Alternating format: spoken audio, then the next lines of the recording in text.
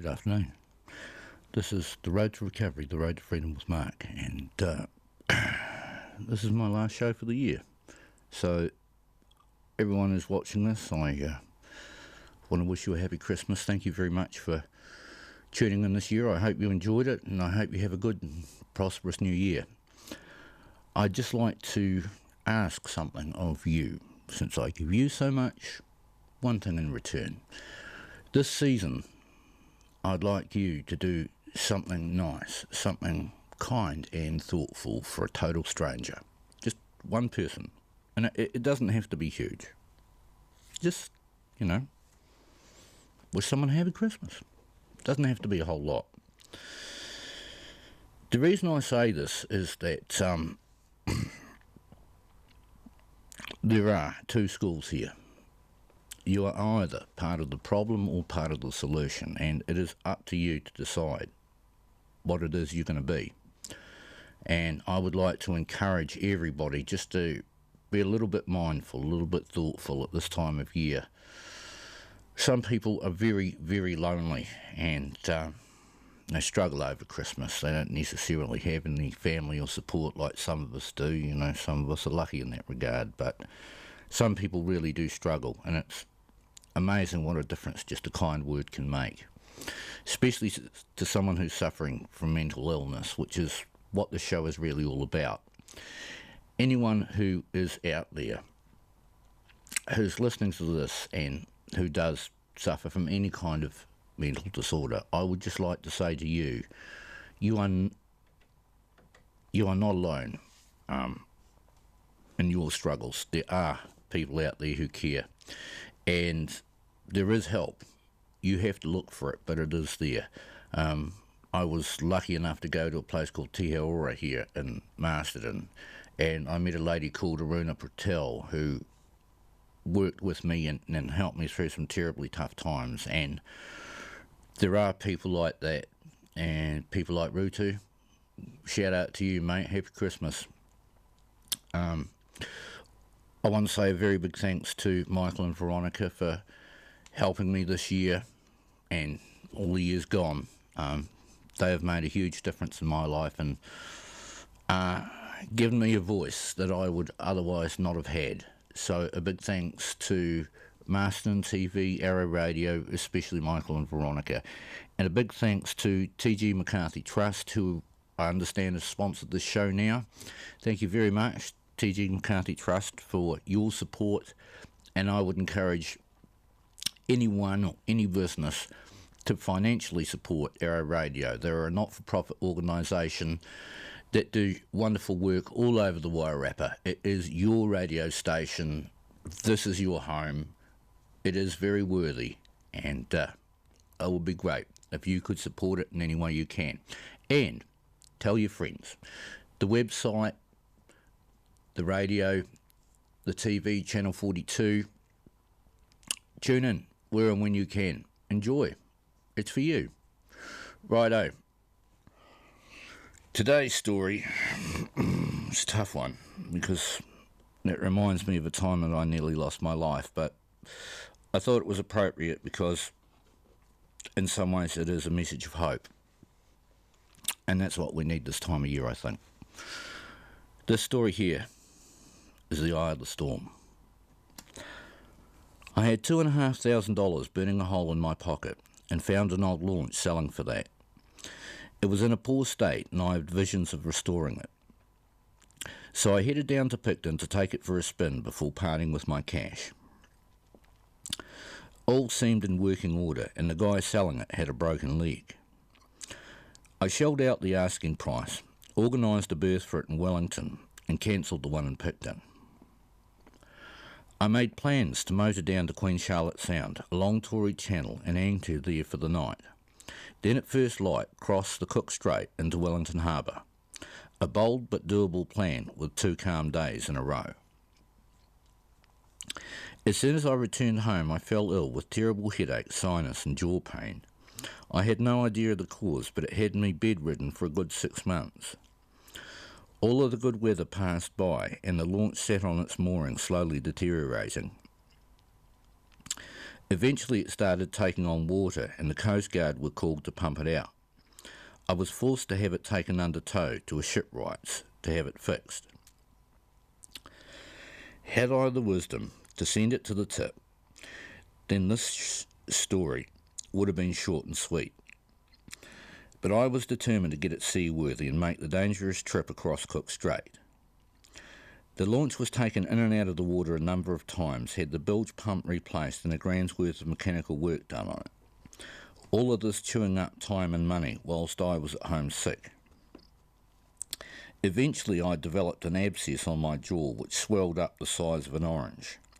It burst and after 3 days I rang an ambulance to take me to the hospital. At the hospital they told me I needed an operation urgently and had to drive to a hospital 250 kilometres north. By the time I got there I had bad blood poisoning, so they put me on an antibiotic drip and filled me full of morphine. The pain was unbearable. Like malaria, my body would boil, then freeze, and the morphine made me puke. Within 24 hours, the antibiotics had done the trick, though more than once I had begged for death. A surgeon gave me a local anaesthetic that didn't work and operated me in the raw. After more waves of pain, he finally wrenched a molar and drained the abscess. I recovered at home, and it was soon spring. The boat builder rang to say the launch was ready to sail, so I headed down to Picton. I took a rod and reel, tackle, clothes, tools, my dog Diamond, and as much cash as I could spare. The ferry crossing was uneventful and boded well for the return journey. When I got to the boat builders, I shelled out another $500 cash and was assured all was in working order. The main steering wheel was not connected up, so I would have to steer from the rear tiller, and I noticed the V-belts of the alternator looked rather slack, but was assured a mechanic had looked it over and all was well. I was excited but worried and nervous at the same time. The weather forecast was good, but crossing the Cook Strait in a 10-metre launch is a long and dangerous undertaking at any time. Everyone back home warned me against it with what-if scenarios that only made me more determined to do it. I'd owned a small boat and worked crew on a commercial trawler, so I had a healthy respect for the sea. The launch itself was quite capable of doing the job, being fitted out with a Fordson diesel tractor engine with a cruising speed of 6 knots. Slow but capable of running all day at that speed. She was 10 metres long, but had a narrow 3 to 4 metre beam. Shaped like a large canoe, it was a double-ended caravel style, which made it rock badly, but overall its lines were very nice. Despite its loud tractor engine and rockiness, it was a nice ride and very responsive in its steering. She felt almost alive to the touch, guiding me which way to steer her.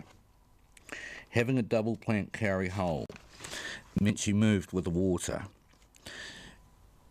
Being 100 years old and handmade, a lot of care and attention to detail had been put into making her. Steering her from the tiller arm meant more direct contact with the rudder, which enhanced both ride and steering. It was a feeling of true freedom to have the motor humming along in the protection of Queen Charlotte Sounds. These boats in earlier times were called Sounds or Sardine Specials, purpose-built for plying these waters. I decided to strike out. Buoyed by the fact that it had just been repaired and the responsive feel of the craft, I headed up Queen Charlotte Sound past the many quaint and beautiful batches, shyly peeping out from native bush and pine tree. A few hours' run like this had my blood pumping as I turned northeast into Tory Channel in the final stretch of my first leg. I anchored 3 bays back from the entrance of the channel and made up a feed for myself and the dog. I drifted easily off to sleep, hoping to be home the following day. At dawn I woke, but noticed the tide running hard, so delayed leaving the entrance for a couple of hours. Around 8 a.m, I struck out, but it made little difference. A spring tide was running, and the mouth at the entrance was white, with a 2-metre confused chop for about 1 kilometre out. As soon as I hit the chop, the boat began to knife into the confused sea. With no safe direction to steer, I tried to hammer through it.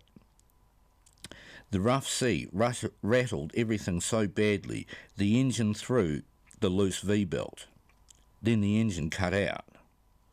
I was at the mercy of this angry mess, and the engine would not restart. Within half an hour later, I decided to raise an SOS to the Coast Guard back at Picton. Their vessel was a Naiad with 2 huge outboards and would have me under tow within a few hours. I felt sick to the pit of my stomach, knowing that I would be dragged back past the cute batches, like a hall of shame, all the way to Picton. They had trouble finding me, so I let off flares and gave them my coordinates. A rope was lashed to the bow, and I was hauled at about 4 knots back down Tory Channel and Queen Charlotte Sound to Picton. Waiting for me were the police and the harbour master and a small band of onlookers. The police were not too bothered, but the harbour master banned me from leaving port until it could be repaired. He was horrified by the look of the launch, but calmed down a little when I told him it had just spent 3 months at the boat builders. So I was stuck in Picton until I could find a mechanic. I was gutted things had gone so badly, especially since it was the dodgy V-belt that failed.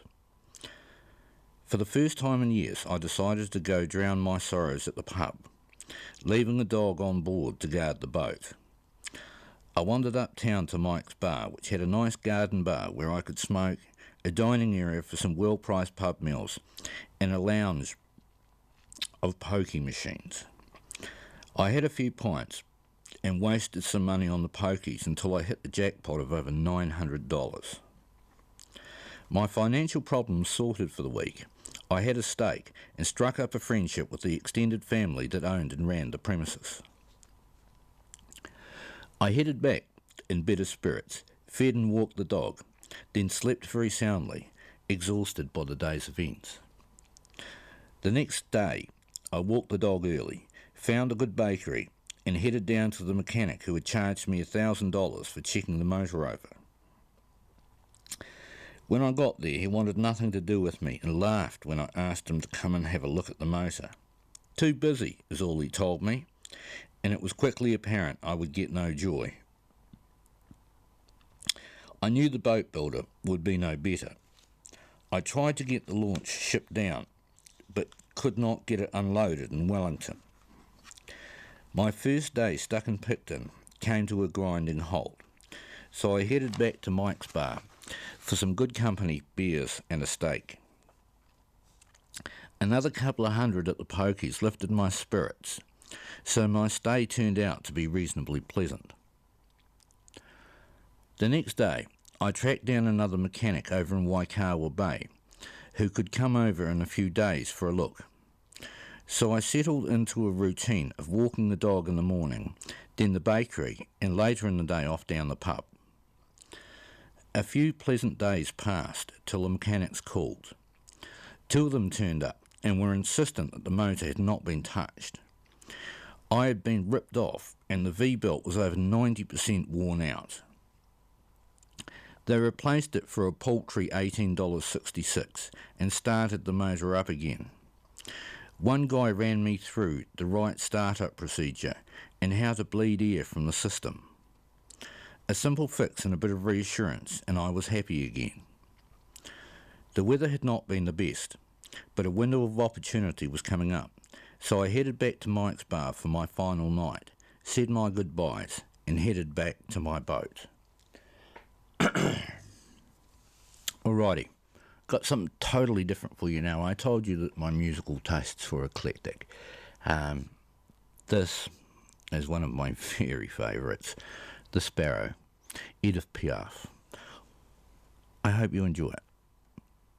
Let's go.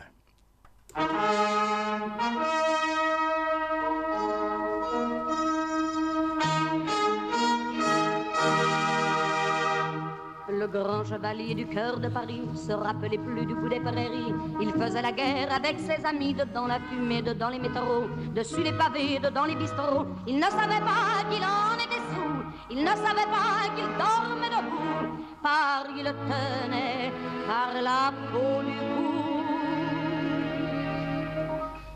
Oh, les pommiers doux, ronds et ritournelles, j'ai pas peur des loups, chantonnait la belle. Ils ne sont pas méchants avec les enfants, ont le cœur fidèle et les jeunes blancs. Sous un pommier d'où il l'a retrouvé, croisant le soleil avec la rosée. Vive les chansons pour les bien-aimés, je me souviens d'elle au sang de velours. Elle avait des mains qui parlaient d'amour et tressait l'argile avec les nuages et pressait le vent contre son visage pour en exprimer l'huile des voyages. Oh, les pommiers doux, ronds et ritournelles, j'ai pas peur des loups, chantonnait la belle. Ils ne sont pas méchants avec les enfants, ont le cœur fidèle et les genoux blancs. Adieu mon Paris, dit le chevalier, j'ai dormi 100 ans debout sans manger les pommes d'argent de mes doux pommiers. Alors le village a crié si fort que toutes les filles ont couru dehors, mais le chevalier n'a salué qu'elle, au sang de velours, au cœur tant fidèle. Chevalier fera la guerre en dentelle. Oh, les pommiers doux, ronds et ritournelles, j'ai pas peur des loups, chantonnait la belle. Ils ne sont pas méchants avec les enfants, ont le cœur fidèle et les genoux blancs.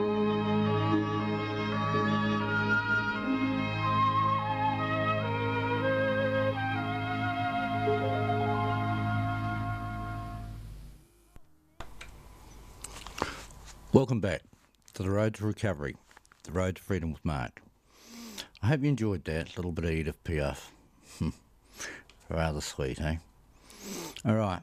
A special thanks to T.G. McCarthy Trust. Thank you very much for sponsoring the show, for becoming involved in Arrow Radio and enabling my show to continue.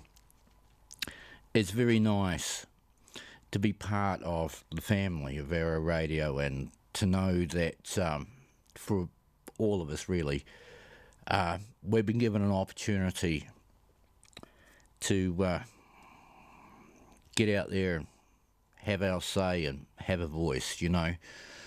Often minorities are overlooked because they're not big enough and important enough to care about. Well, as far as I'm concerned, everybody is equally important, and it's very nice. It's very flattering to be able to have my little say and do my bit, especially for those suffering from mental health. You know, for far, far too many years, decades indeed, nothing has been done. And unfortunately, that's cost a lot of lives. So I implore this government, what you've done so far, thumbs up, really good. But you need to see it through to the end. And I know that Jacinda Ardern is quite determined to do that. I just hope the rest of her party supports her and we get something done. Righto. On with today's story, which is the eye of the storm. We'll crack on through this and we'll see. All right. The next morning I headed off. This time I changed the plan for the route home. This time I would head all the way to the end of Queen Charlotte Sounds and anchor the night at Endeavour Inlet where I knew a couple. I had an uneventful run of some 6 hours with winds picking up to 20 knots. That night I walked round to Furneaux Lodge, enjoyed a good feed and a few beers. I caught up with some fishermen from Wellington who were staying over. They told me I would have to head off early as a front was coming in the afternoon. I packed it in early and slept a little fitfully, worried about the next day's crossing. I woke to a cloudy morning and motored out of Endeavour Inlet in Queen Charlotte Sounds to steady 4 knots, taking about 4 hours. It was eerily calm as I cleared the Sounds and rounded the corner into Cook Strait. I opened up the motor to 6 knots as a large, gentle swell pushed across my bow. The wind rose slowly, increasing about 5 knots every hour. By the time I passed the Brothers Rocks, it was 15 kilometres with a slow 2-metre swell, and I noticed my fishing friends tucked in close to the rocks. Within 10 minutes, I noticed a large swell breaking over the top of Karori Rocks on the other side of the straits. Within another 5 minutes, I was smack into a spring storm. The wind of 30 to 40 knots was opposed to the tide, which made the sea rise up in huge, confused peaks of waves. The panic rose in my throat as I suddenly realised the sea was too big for the launch. At first I tried to pick a course headlong into the waves, but they began to curl and break. I came slamming down their backs as the swell lifted to 5 metres. The wind now howled over the waves, sweeping the tops back in a foul hissing mess. I was forced to turn about and try to run with the swell, but the waves were huge and sucked the launch backwards up the face and into the barrel of the breaker. I gave it full throttle in a vain attempt to run with this now enormous swell. It was far too rough to do anything but hold on for grim life. I couldn't even get an SOS off. No ships were visible. I knew rescue was impossible. I was alone. Suddenly I was sucked backwards up an enormous swell. For a few agonising seconds I rode the top of this monster like a surfer disappearing back inside the barrel. Then we shot out and into space. The launch dropped away under me, and I was launched into mid-air, the tiller arm in one hand as I flailed helplessly. Whilst in mid-air I had enough time to say, "Oh, I'm an effing dead man," before plummeting straight down to the place I had just left. The launch landed with an explosion like a hand grenade inside the cabin. The fuel tank was blown off and thrown across to the other side of the cabin. I landed in a heap and was almost knocked out. The dog came staggering out of the wreckage and collapsed on the deck, seemingly dead. I felt a sudden wave of anger cut through my fear. With trembling hands I reattached the tiller arm. Almost instinctively I knew we needed power back if I was to have any hope of survival. I had to abandon the steering and reattach the fuel tank, leaving the boat at the mercy of the sea. I was thrown all over the place, bruising head, knees and elbows, but somehow managed to reattach the tank. In my head I could hear my old skipper giving me orders of what to do next. I furiously bled the fuel lines, gave it some engine start and turned the key. Slowly the engine coughed back into life and I hammered it into full throttle. I stumbled back to the stern and the tiller arm and headed up the face of an enormous wave. This time I turned and headed down the face, staying within centimetres of the breaking top. I braced my feet against the side and my chest and arms locked the tiller arm in place.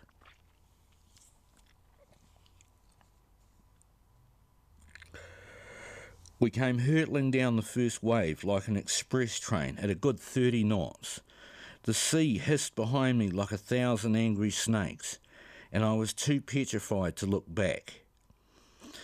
The launch shuddered under the strain, and I knew another mistake would be my last. It felt like an eternity locked in place as we flew along the face of this enormous wave. Eventually we slid off the back, and was sucked backwards with the motor going full power forwards. Again I locked into place and the swell powered us forward at an incredible speed. I held us up on the face for as long as I dared before allowing us to be sucked backwards again. The strain on the boat and me were beyond our design, but somehow I managed to fight for my life. It was in that moment I realised just how desperately I wanted to live.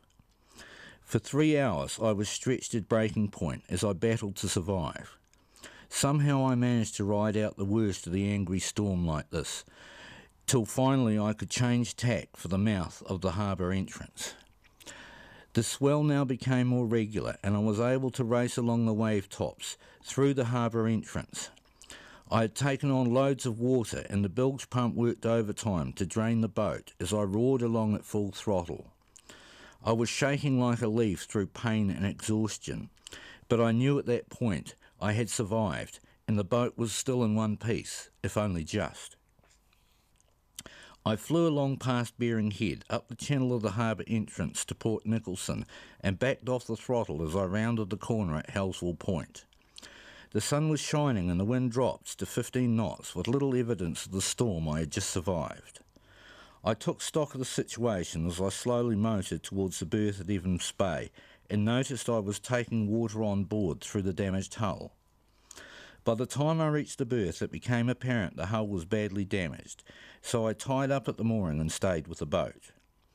After an hour it was obvious the bilge pump could not keep up with the incoming water and I was slowly sinking. I managed to restart the engine and motor round to the main ramp where we could lift the boat out of the water and place it on the cradle on the hard. On closer inspection it became apparent the hull was split and would need some major repairs. I couldn't keep the boat where it was and had to organise a truck to transport it over the hill to Mana Cruising Club in Porirua. All of my funds were quickly sucked up, paying for all of this, and I could not foot the bill for the major repairs required. So after a fair bit of procrastinating, I had to face the prospect of giving up on my dream and give the boat up to anyone prepared to take on the major overhaul required. The body healed fast enough from the beating I took out in the strait, but I was crushed at having to let go of the boat that had saved my life. I had managed to save both myself and the boat, but only just. After a few months, I found a guy prepared to take on the job of repairing the boat, so I gave it away for a song. I only managed to take the launch on a single journey, but it was one I will never forget. The end. Well, look at that. 10 seconds to go. Time is up, my friends. So I wish you all a happy Christmas and a prosperous new year.